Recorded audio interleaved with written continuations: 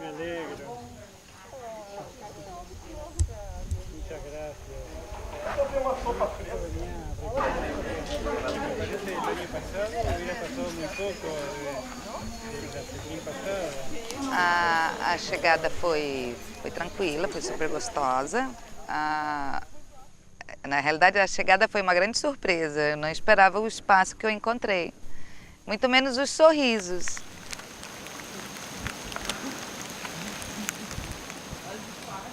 O budismo chega no Brasil com a colônia japonesa, imigração japonesa, século XIX. Eles vieram para cá para substituir a mão de obra escrava, né? E eles todos eram budistas, eles traziam consigo os seus altares familiares. Mas monges e monjas eram proibidos de entrar no Brasil. A Igreja Católica era muito conservadora nessa época, né? Então só podia ter religiosos cristãos. Religiosos não cristãos não entravam, não era dado visto. Então muitos deles entraram como agricultores. E os cultos, as celebrações eram feitas escondidas, porque não tinha autorização governamental. Mais tarde entra a Segunda Guerra Mundial, os japoneses são proibidos de falar japonês, eles são proibidos de se encontrar e se agrupar. Então a gente tem uma coisa interessante que acontece, é que uma primeira geração que só falava japonês vai ter netos que só falam português e não se entendem. Os netos entendem um pouco de japonês e os avós entendem um pouco de português, mas eles não se conversam muito. E aí que entra uma coisa muito interessante, que é quando eu chego no Brasil, depois de ter ficado 20 anos fora, né, e 12 anos no Japão, essa colônia japonesa de avós, obachan ou dichan, né, são vovôs e vovós, começam a pedir que eu faça as orações em português, que fale também em português, porque eu fazia tudo em japonês. E eles começam a dizer: a senhora não pode falar em português e explicar para os meus netos o que é a nossa tradição? E o templo lá em São Paulo, que o Moriyama Roshi tinha reconstruído, lotou. Foi uma coisa extraordinária, foi um crescimento muito grande, dessa necessidade dos mais antigos de querer transmitir para os seus descendentes o que é a tradição zen budista. E com isso também eu comecei a abrir para brasileiros e houve um crescimento muito grande. E o que a gente vê agora, o fenômeno que acontece é de um budismo que era étnico, né, que vem do povo japonês para o Brasil e que de repente ele está deixando de ser um budismo japonês para se tornar um budismo brasileiro. E esse budismo brasileiro ele se manifesta com muita força aqui no Rio Grande do Sul, que é uma coisa completamente separada da colônia japonesa. Não tem nenhuma influência de colônia japonesa, não é feito para a colônia japonesa nem por causa da colônia japonesa.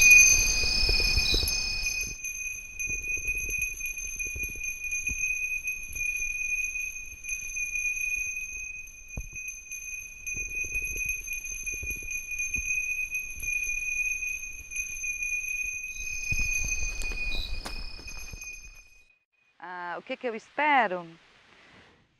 Eu realmente espero poder compartilhar, sabe, bons momentos, sabe, essa coisa de paz, de amor, aprender um pouco mais, aprender algo do Zen, porque é o meu primeiro contato com o Zen.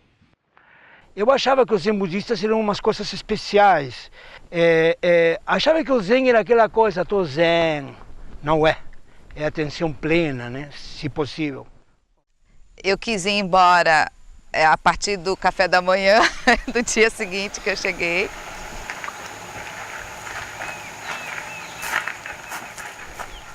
Es un camino que puede ser duro, hay gente que a veces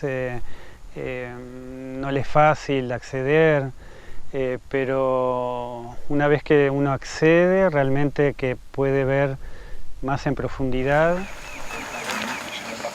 Quando as pessoas vêm para um retiro, como esse que nós estamos fazendo agora, as pessoas vêm ter uma experiência por 7 dias de uma vida em mosteiro.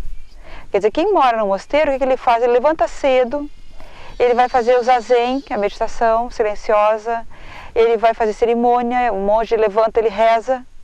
Então os praticantes vêm aqui, é leigo, não conhece nada, mas ele vai levantar, ele vai meditar e depois ele vai rezar.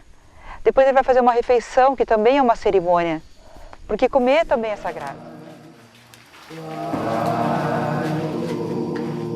As refeições iniciais para mim foram muito difíceis. Na segunda e na terça-feira eu estava com todo o meu esquema de fuga traçado, todo. A sanga original mesmo, da época do Buda mesmo, com os seus preceitos, aquele estilo de vida já era o embrião de uma forma de organização social ecologicamente sustentável. Termina o almoço e não tem louça para lavar e não tem resto. Incrível. Na verdade, a prática, a gente costuma dizer que ela não se reduz ao zazen, né? Quando a gente levanta do zazen é que a verdadeira prática começa. Então, a atitude que a gente tem no zazen, o zazen é o primeiro portal. A gente começa a treinar o sentar para acalmar a mente, acalmar o corpo e ficar presente de corpo e mente. Quando a gente levanta, essa presença de corpo e mente tem que ir para o Kinrin, que é a meditação caminhando. Eu vou perceber o passo que eu dou, eu vou perceber o movimento da sala, as pessoas que estão comigo fazendo o Kinrin, a distância que eu tenho da pessoa da minha frente. Então eu começo a fazer uma prática em relação aos outros. As cerimônias é junto com todos. Depois vou para a cerimônia de Oryoki, comer com as demais pessoas da Sangha. Tudo que eu faço é procurando ter atenção com o que eu estou fazendo naquele instante, naquele momento, e com a presença, com o cuidado, né? E a prática é isso, a própria palavra já diz, né? Praticar é fazer, errar muitas vezes, voltar a sentar em zazen para corrigir, para melhorar a prática. O tempo inteiro, durante o sesshin, a gente passa entre o zazen, o kinrin, que é o zazen caminhando,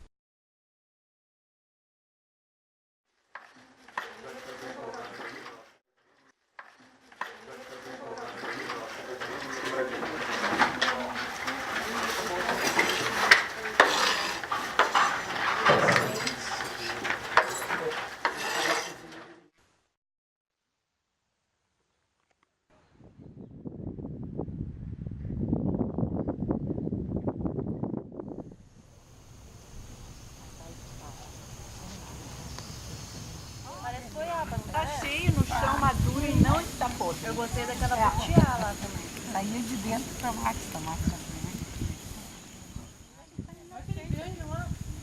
E aquela que parece um pouquinho ali, butiá?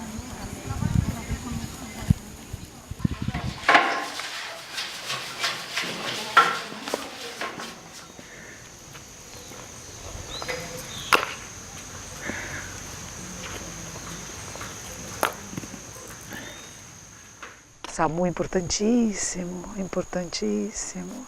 Os monges católicos, trapistas, por exemplo, eles têm uma empresa há 1500 anos de grande sucesso. Eles produzem coisas que vendem no mercado, se tornam sustentáveis pela devoção ao trabalho, pela confiança e pelo voto. O voto de servir, o voto de fazer o bem, o voto da excelência. Quero que seja excelente não para mim, não porque sou egoico, né? Mas para o bem de todos os seres. E isto que um Sechim faz, uma imersão dessas, nos permite chegar lá. Shakyamuni Buda fez há 2.600 anos atrás, todos seus discípulos têm feito de geração em geração. Nós estamos falando de uma tradição de nomes históricos 2.600 anos, mas provavelmente com mais de 5.000 anos, daquilo que não foi escrito, daquilo que não foi contado.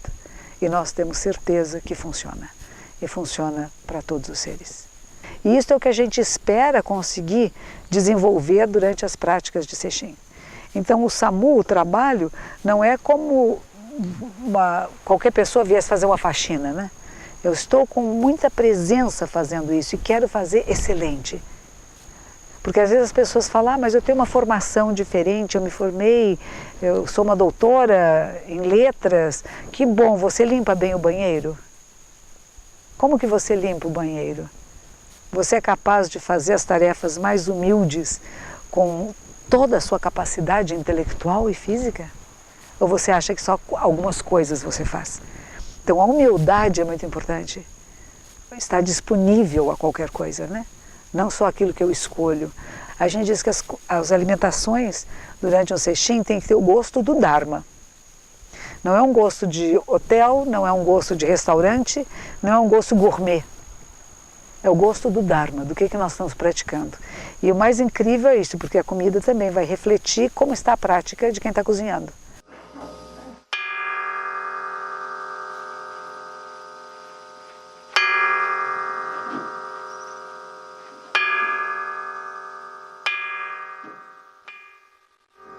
Refeições, hora de descanso, hora de dormir, horários para banho, tudo é feito de um jeito que a gente convive o tempo inteiro em Sangha e treina, pratica a convivência em Sangha e a prática de atenção plena de Zazen, né? no tudo que a gente faz, em tudo que a gente faz. Todas as atividades durante um Sechim são atividades de meditação, de Zen. Né? Então tem o trabalho, o SAMU, que tem que ser com plena atenção, é concentrado. Mas é uma concentração como uma grande angular, não é bitolado. Porque se nós ficarmos bitolados, nós vamos perder Samadhi. O Samadhi é você estar presente em tudo ao mesmo tempo e fazendo esta ação com muita atenção. Eu chamo isso de presença absoluta. Eu acho que o importante de nós sempre estar lembrando é que a ideia do fundador, do Moriyama Roshi, é que esse lugar se tornasse um centro internacional, um centro de acolhimento. E hoje, na prática, isso está acontecendo. A nossa relação com a Sangha do Uruguai, a Sangha que também pertencia a Moriyama Roshi, que ele era o monge que era responsável também para orientar a Sangha do Uruguai, era sempre um desejo que aquela Sangha, que aquele grupo de praticantes ficasse tranquilo num futuro. Bueno, los compañeros de Vía Zen realmente es parte de la historia nuestra también como Sangha. Tuvimos maestros comunes, Moriyama Roshi, Yoshin Sensei, que cuando empezaron a venir acá también fueron a Uruguay. Entonces más o menos las sanghas tienen la misma época. Yo mi sangha es más antigua porque veníamos practicando con otro linaje, entonces hubo un momento en que nos abrimos y quedamos sin maestro.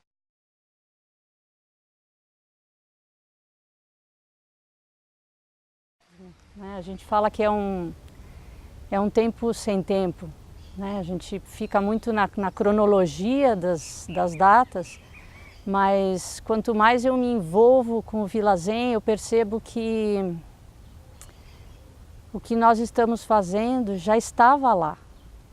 A gente só de uma certa forma está concretizando edifícios, espaços, relacionamentos, condição de prática.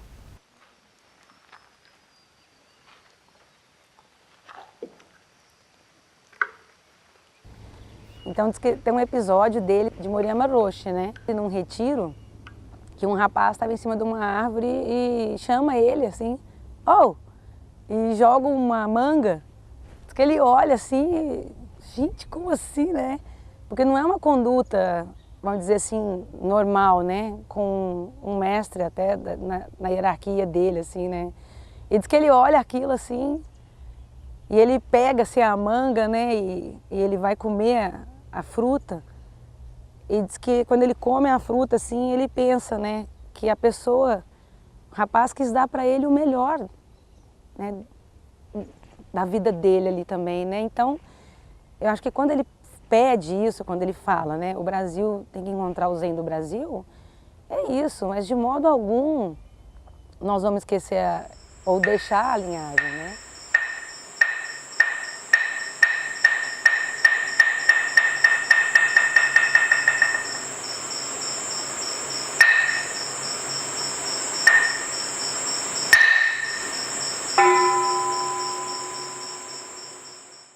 A história do Zen em Porto Alegre, especialmente, começa talvez ali pelos anos de 72. Mais tarde, nos anos, final dos anos 70, início dos anos 80, havia um grupo de praticantes, né, do qual eu participava, que se encontrava na casa de Celso Marques, por exemplo, como Alfredo Avellini, que é o Padma Santen. Durante a semana, às vezes às 5 da manhã, né, o Alfredo Avellini, Padma Santen, pegava um Fusca branco dele e saía, né, pegando as pessoas aqui e ali, uma meia dúzia de praticantes. Nós íamos fazer zazen e depois estudar os sutras. Narasaki Roshi. Narasaki Roshi era um dos cardeais do Zen. Ele estava saindo do Japão, se não me engano, pela primeira vez, né, já era velho, e veio ao Espírito Santo. E antes de sua chegada, o Daiju-san veio a Porto Alegre nos ensinar a todos a costurar o rakusu. E nós fomos todos ao Espírito Santo receber então a nossa iniciação, né? A nossa iniciação leiga, o nosso rakusu, e havia praticantes, principalmente do Rio Grande do Sul, muitos de São Paulo, alguns de Minas Gerais, e nós fizemos lá um retiro de uma semana. E isso, de uma certa forma, deu uma força muito grande à prática do Zen em Porto Alegre.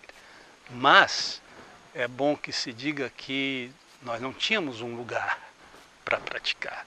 Nós ainda praticávamos na casa de um, na casa de outro, até que o Alfredo Avellini abriu um dojo no bairro Menino Deus, e nós fundamos o SEB, que era o Centro de Estudos Budistas, na época, e em seguida, em 1990, nós criamos uma revista que foi muito importante. Eu acho que continua sendo importante, mas na época ela era muito importante porque nós não tínhamos internet, nós não tínhamos nenhuma dessas redes sociais, mas nós tínhamos a revista Bodhisattva, que circulou pelo Brasil inteiro e deu um impulso muito grande ao interesse pelo Zen, pelo budismo tibetano também, porque era uma revista de pensamento budista, né? Era uma revista eclética. Em 94, por aí, que esse grupo Zen, ele se divide. E foi uma divisão muito amigável, foi quando o Alfredo Avellini se torna budista tibetano, vai ser o primeiro lama brasileiro, se torna o Padma Santen. Então ele deixa a prática do Zen. O que acontece então? Nós começamos a pensar na criação de um grupo Zen específico que vai ser o Via Zen. Nesse meio tempo, quando Moriyama Roshi vem para fazer o memorial de 49 dias e conhece esse grupo de pessoas e ele resolve que ele vai cuidar. Que ele achava mais importante ensinar Zazen para os brasileiros, dava muito ênfase nisso, né? A sua prática principal era ensinar Zazen. Então ele acaba se afastando lá de São Paulo e vem cuidar desta sanga aqui que começa a crescer. Em 2000, quando o Moriyama Roshi e o monge Zuiten vieram morar definitivamente em Porto Alegre. E um praticante fez uma doação de 5 hectares de terras, que é onde nós estamos, em 98. E daí, a partir disso, a gente começou a pensar na ideia de construir um centro de prática mesmo, né? Um mosteiro, na verdade, era o sonho de Moriyama Roshi. E em 2000 nós fizemos a bênção dessas terras. E aí uma vez Moriyama Roshi me trouxe aqui, ainda não tinha nada. Acho que, nem lembro se já tinha as casinhas pré-fabricadas, acho que já tinha a casa pré-fabricada assim. E ele me trouxe naquela plataforma que hoje está a sala de Zazen e ele disse, vai ser aqui. E nós vamos fazer isso em homenagem a Mestre Dogen. Dogen Zenji Samai é o fundador da nossa ordem no Japão, que viveu de 1200 a 1253. Enquanto a gente cuidava do Via Zen da cidade, esse espaço aqui já era usado pelo Moriyama Roshi, pela Zuiten, né? Foi uma alegria da Zuiten quando instalaram água aqui, que ela tinha um tanque, foi colocado um tanque aqui do ladinho, mas ela só faltou tomar banho de tanque, né? Porque ela jogava água, ela era muito feliz aqui. Em 2005, Moriyama Roshi teve que voltar para o Japão. Zuiten estava bastante doente, final de 2004 ela volta para a Alemanha e acabou vindo a falecer em 2007. Então isso fez uma reviravolta na nossa história, né? Porque a gente tinha o suporte de 2 monges, de um Roshi aqui no centro de prática e de repente nós estávamos sem os 2. Foi bem complicado, a gente chegou a se pensar até em fechar a casa, em fazer uma coisa mais informal, de alugar um espaço para uma vez por semana se reunir para fazer o Zazen e não ter um local todo disponível para isso. Eu creo que todos los grupos tienen dificultades y momentos mejores, por la experiencia nuestra también que hemos pasado por momentos a veces muy dificultosos. Eu sei que teve um retiro aqui, exatamente nessa fase, que tinha 8 pessoas e nenhum monge. Não tinha ninguém para orientar. A gente tinha que fazer do jeito que a gente se lembrava. Uns lembravam mais, outros menos, né? E foi maravilhoso, foi um retiro extremamente, assim, gratificante.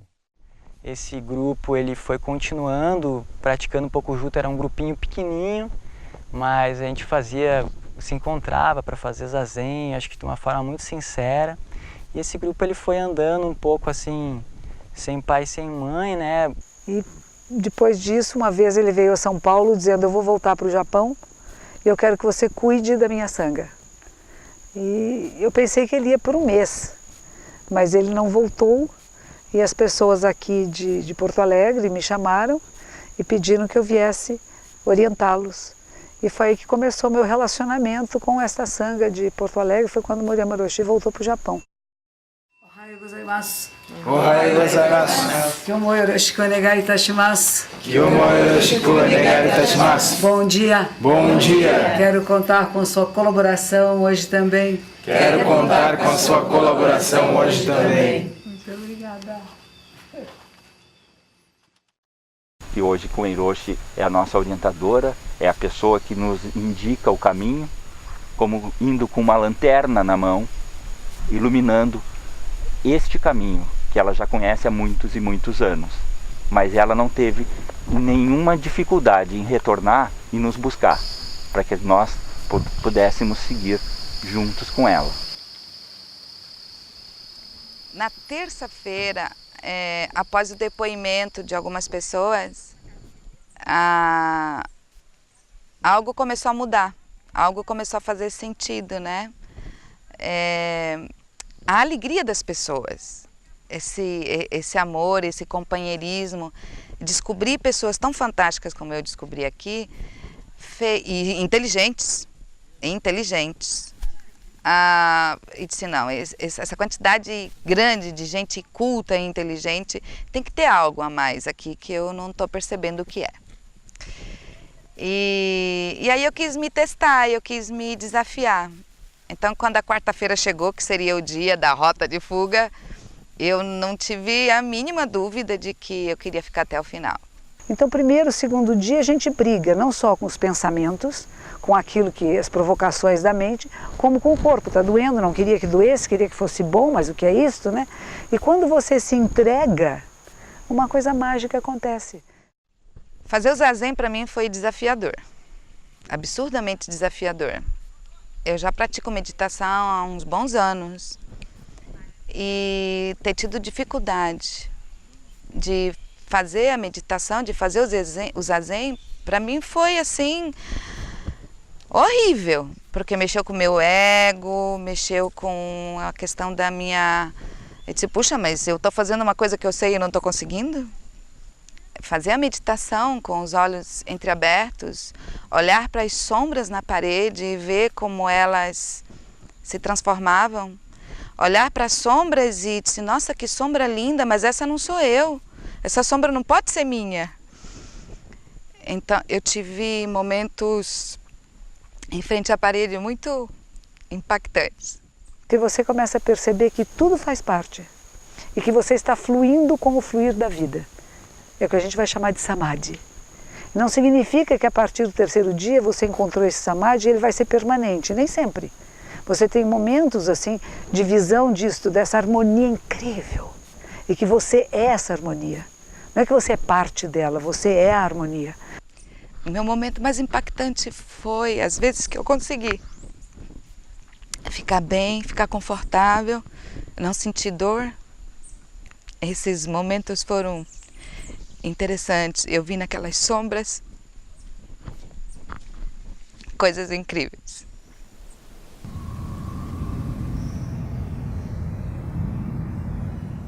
Apreciem suas vidas. Respeitem essa vida humana. Cuidem com diligência da sabedoria, mantendo sempre acesa a lâmpada da transmissão correta.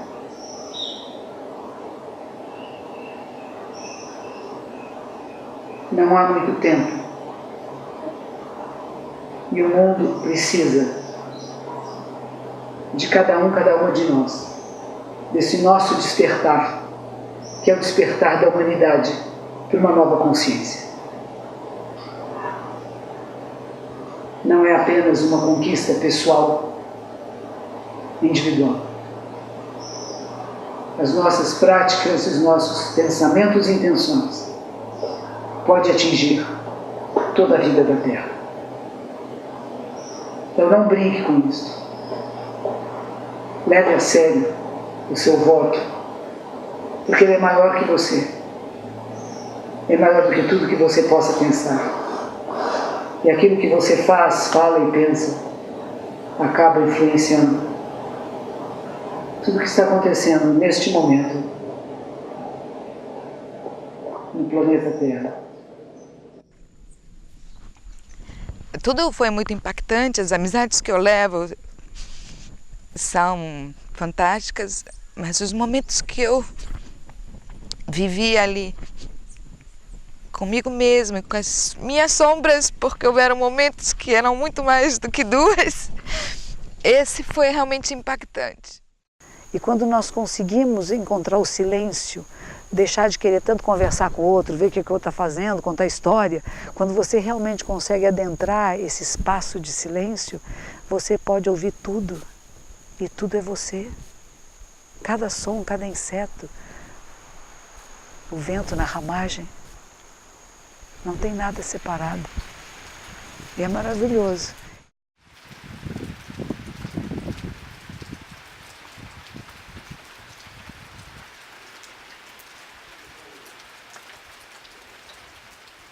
E geralmente depois do quarto, quinto dia, quase todos os que conseguiram se manter firmes, né, no seu propósito, adentram esse espaço, né, de um bem-estar incalculável. E a partir disso, como é que nós levamos isso para a nossa vida? Porque há pessoas que dizem, isso é aqui, lá fora. Eu falei, não tem lá fora. A beleza da vida é que não tem fora nem dentro. Onde você está, está o todo. A gente sai um pouquinho das atribulações, vamos dizer, das provocações do mundo, para poder se aprofundar em si mesmo, para encontrar a essência do ser, mas uma vez encontrada, ela vai com você. Rapidamente se esvai, oportunidade se perde. Cada uma de nós deve esforçar-se por despertar. Cuidado, não desperdice esta vida. Quando eu comecei minha experiência de zazen, daí a pessoa perguntou como é que tinha sido e eu falei, ó, para falar mesmo? Ele falou, não é. Daí eu falei, olha, foi terrível, isso aqui foi um inferno.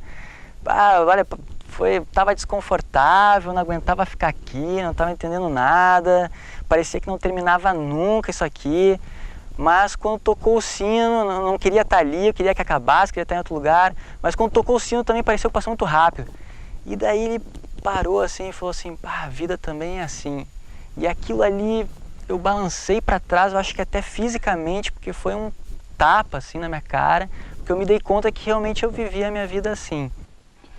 E isso é uma coisa que eu achei, o emocional sempre te atinge mais que a razão, compreende? Eu estava fazendo um zazen na primeira hora e me veio a imagem da minha tia querida que tinha morado comigo nos últimos anos da sua vida. Eu tinha acolhido ela morreu. Veio a imagem da minha tia e me deu um negócio de choro, de llanto, muito profundo. E vi toda a minha família e eu achei isso aí um fato, além de curioso, muito transcendente, porque ele não veio simplesmente como imaginação, essa imagem veio atingir meu emocional.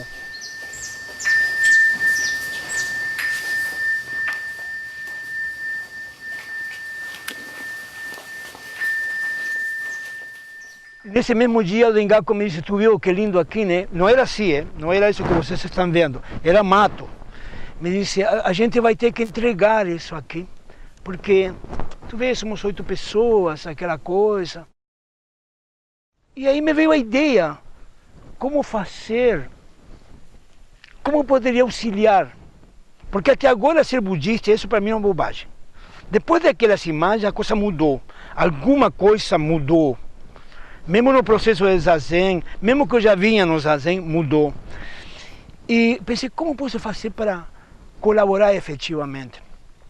E aí eu me lembrei uma cunhada minha, Eda, muito minha querida cunhada, que ela disse assim, os índios se agrupavam ao redor de um totem. O totem era o elemento unificador. E aí eu pensei, precisamos de um totem. Ora, e qual é o totem? Qual é o caminho natural do nosso totem? Era um Buda. E era um Buda grande. Eu tava na Campanha das Pedras também, junto com todo o grupo. Essa campanha, eu acho que ela surgiu justamente por uma necessidade de arrecadação e de, vamos dizer assim, na verdade, de mostrar para pessoas um interesse muito grande que se tinha de que realmente o Vila Zen, né, pudesse continuar e pudesse realmente florescer e abrir as portas para mais pessoas poderem praticar. E isso, a Campanha das Pedras veio com a com a ideia brilhante do Denshin, né, do Gustavo Nakli, de se dispor, de fazer essa doação fantástica, de fazer uma escultura, né, uma escultura de Buda. Então essa campanha das pedras, eu acho que foi o que deu starter para apoiar essa realização de se fazer o Buda. O Buda ali deu trabalho, né? Deu bastante. Ah, teve quase um ano. Porque fizeram o primeiro, né? Aí veio um temporal e arrancou ele. Aí o Dengaku, como chamam, né? Essa bandeira, eu só chamo bandeira, né? Aí o Dengaku, né? Eu liguei para ele e ele falou para mim: "Só tá brincando, seu Orlando?" E fazia pouco tempo que eu tava ali, né? Digo, mas eu vou, uma hora dessa de manhã eu vou brincar com uma coisa dessa séria. Aí eles vieram, se apavoraram, né? Eles não tinham acreditado que o temporal tinha arrancado o Buda. Aí o Dentinho levou para Porto Alegre e fez ele de novo. Deu trabalho bastante. E quase todos os retiros chove, né? O Buda adora chuva. No meio disso, a gente discutia o tempo todo o budismo, de um ponto de vista teórico. Um processo que foi, eu acho que, muito mais longo do que se esperava no início, mas por ser talvez também mais longo, ele foi muito mais enriquecedor, né? Tanto na execução do Buda, porque nós estávamos em andaimes e nós tínhamos que ter praticamente atenção quase plena, né? Porque senão a gente cai. Mas ao mesmo tempo que fazíamos o Buda, discutíamos o Buda. Discutíamos o Dharma, não o Buda, o Dharma. E isso era constante.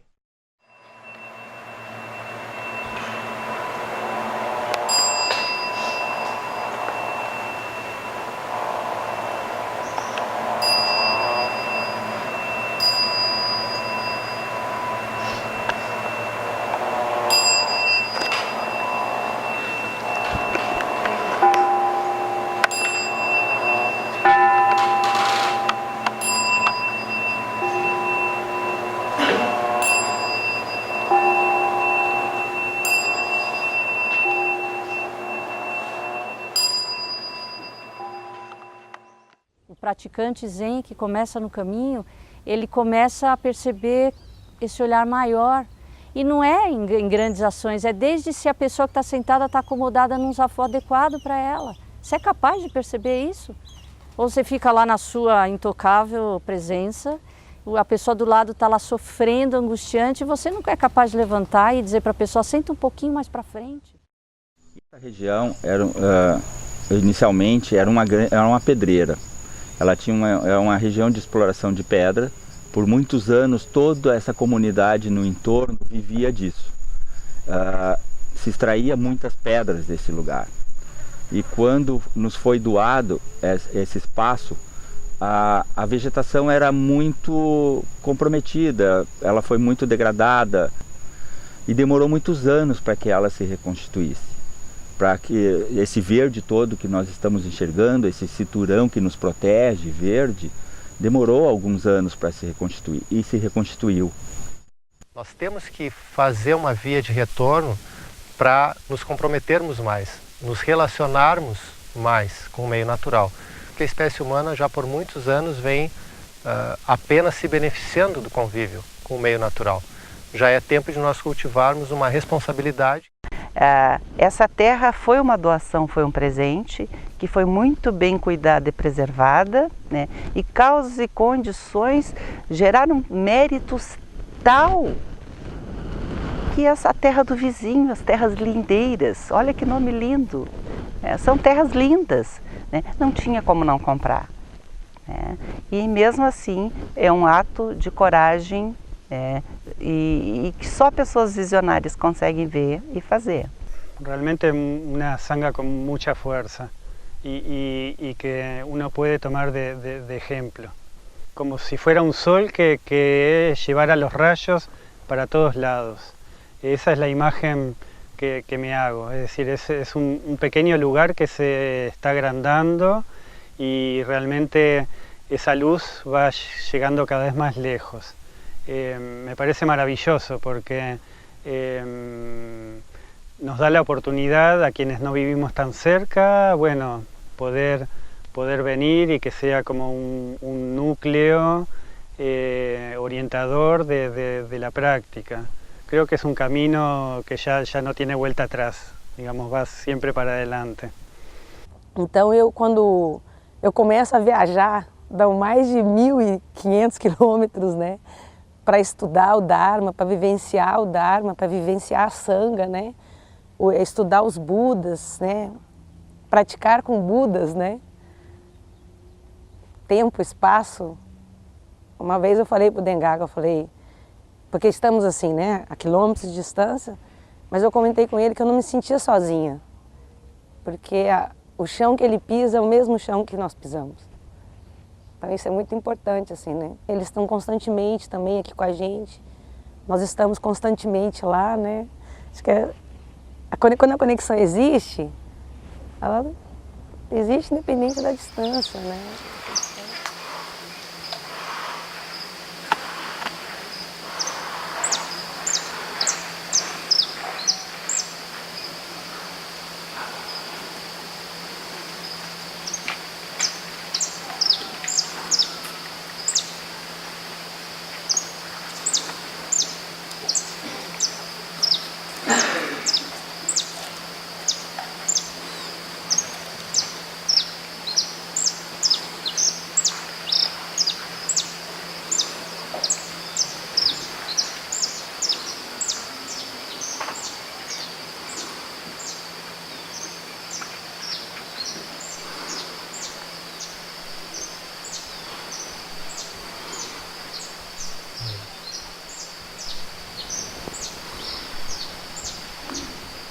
Eu acho que uma linha baseada no respeito às diversidades e ao contentamento.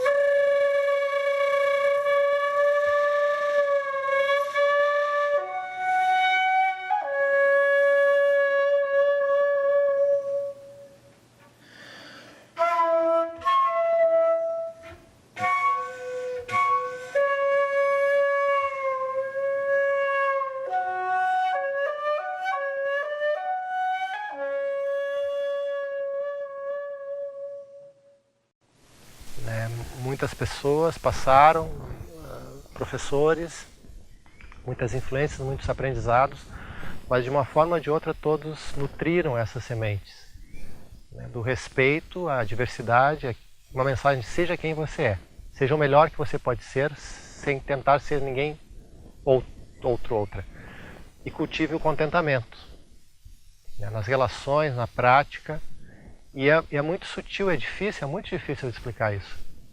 Mas praticando aqui eu sempre pude perceber esse equilíbrio entre uma prática tradicional, que é feita com muita seriedade, e uma leveza, um contentamento que se compraz, que se alegra em estar fazendo isso. E celebrar o estar juntos. O Moriya Maroshi dizia que se quiséssemos um budismo frutífero no Brasil, nós teríamos que criar um budismo brasileiro.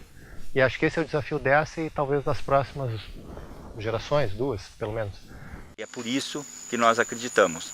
O Zazen talvez seja um grande pretexto no final da história, para que todos possam se reunir, todos possam sentar juntos e conviver juntos, os mesmos ambientes, os mesmos espaços, talvez as mesmas dificuldades, dependendo da interpretação de cada um, mas é um grande portal e um largo portal, aonde todos mesmo devem passar. Não pode ficar ninguém para trás. E se os mais que estão à frente da prática, os que têm mais anos de prática, eles têm condições, imensas condições, de esperar os mais jovens e os mais iniciantes. Porque sempre teve uma pessoa que abriu a porta, sempre teve alguém que abriu a porteira, para que alguém chegasse. Um dia nós chegamos primeiro, um dia nós fomos iniciantes. E hoje a nossa responsabilidade é zelar por tudo isso e estar sempre com a porteira aberta. E essa porteira vai ser sempre muito larga, porque nós queremos que todos passem, sem distinção. Todos podem passar e podem sair. E que saiam melhores. E que realmente consigam penetrar no que nós entendemos pelo Dharma. Nós entendemos pela prática. E nós entendemos por tudo que Shakyamuni Buda nos ensinou. E que penetre e vá além. A gente sabe que a prática é em todos os lugares, mas o Vila Zen tem um papel fundamental porque ele pode acolher todas as sanghas do Brasil, da América Latina. É como um lugar de você fazer essa imersão, de você ir lá e tirar um mês para ficar, 2, 3 meses para ficar. E isso fica mais visível, sabe? Fica mais claro. Na cidade é mais difícil porque a gente tem as válvulas de escape, né? Quando fica quente, desagradável, né? E lá acho que a gente tem todo o ambiente, aquela natureza, o centro de prática, o que a gente tinha antes, os 5 hectares, era o pôr do sol. A gente via o pôr do sol maravilhoso. Agora a gente vê o nascer do sol nos 35 hectares. Então eu acho que amplia que 20 anos é um bebê, né? É um bebezinho. E é por isso a nossa grande motivação de adquirir essas terras, para que o sonho antigo da Vila Zen, prática, ambientalismo e vida comunitária, se estabeleça. A prática é o Dharma, trazido por uma professora como Koen Roshi. O Dharma vivo. O Buda nós conseguimos erguê-lo, porque um praticante fez a doação da sua vida, do seu tempo, do seu conhecimento e do seu talento para que ele estivesse aí. Mas a Sangha, essa terceira joia, esse tesouro maravilhoso, precisava de um abrigo, precisava de um local para desenvolver a capacidade de juntos construirmos essa harmonia. Não é que nós vamos perder o norte da tradição, mas nós vamos abrir portas para que mais pessoas possam se aproximar da prática tradicional por uma via que talvez lhes seja mais familiar. Em resumo, eu acredito que ter mais terra proporciona uma responsabilidade maior para que nós possamos desenvolver projetos, cultivar novas parcerias, sempre fazendo aquilo que nós já fazemos há muito tempo. O centro não muda, mas pode-se construir mais raios a partir desse centro que nos conectem com um círculo maior de ação no mundo. Eu acho que nós estamos aqui colocando uma semente. E nós estamos cuidando dessa semente, ela ainda é uma semente, ela ainda não está brotando. Aparece um pedacinho assim, mas ainda é mais importante que as raízes sejam profundas. E nós acho que estamos aprofundando essas raízes, criando as condições de que surja uma grande árvore e que dê uma grande sombra para muitos e muitos seres. Eu acredito que o potencial deste lugar, o potencial de prática que está sendo criado aqui, é para que venham pessoas do mundo todo e que a gente possa ter a capacidade e a condição de manter a prática pura, para que todos que venham aqui possam encontrar o verdadeiro caminho. Muito obrigada. Vamos deixar aqui a mania botar. Obrigada, Mm-hmm.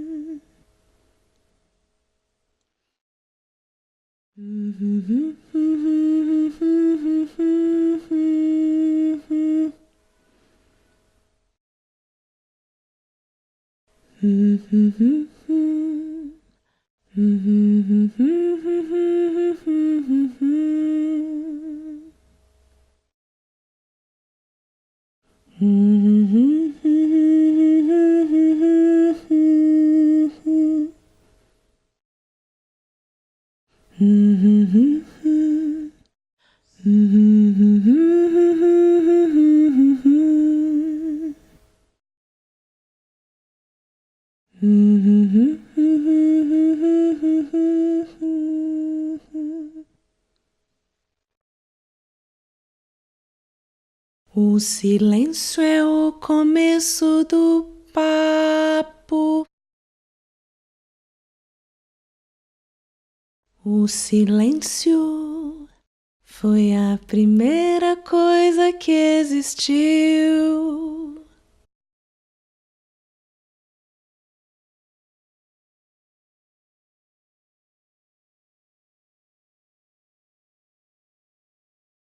O silêncio é o começo do papo.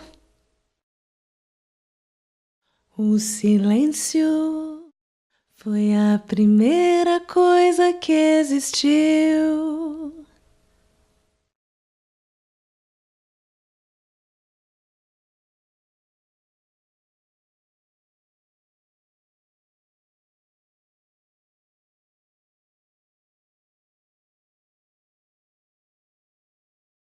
O silêncio é o começo do papo.